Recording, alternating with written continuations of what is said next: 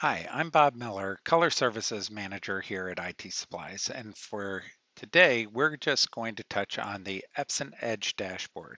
If you have an EPSON wide format printer, like in my case, we have the S80L here, um, you're going to want to be able to access this dashboard. This is where you're going to get critical information about your machine.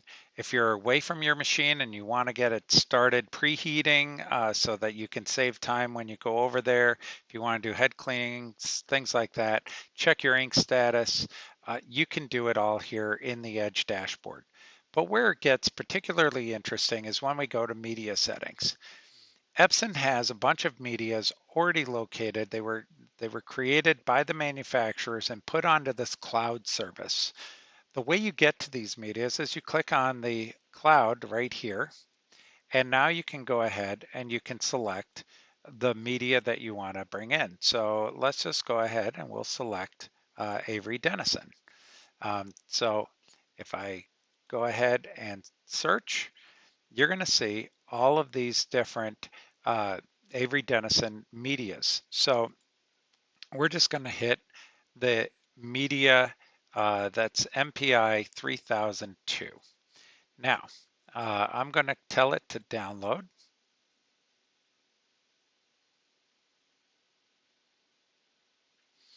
And then once it's downloaded, we'll be able to hit close, and that'll take us back to the previous screen.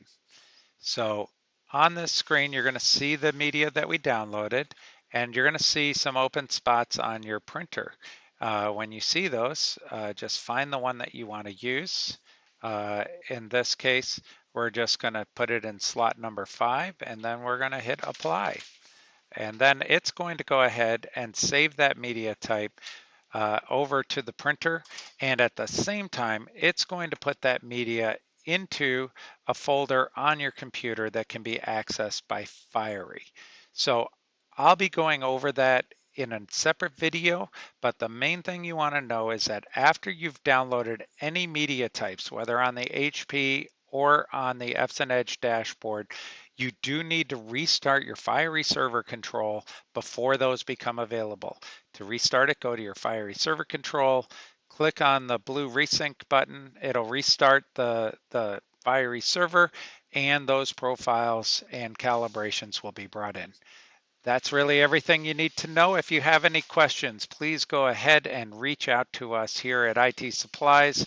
You can ask for your technical support or for the Color Services Department, and we'll be more than happy to help you. Thanks so much for watching.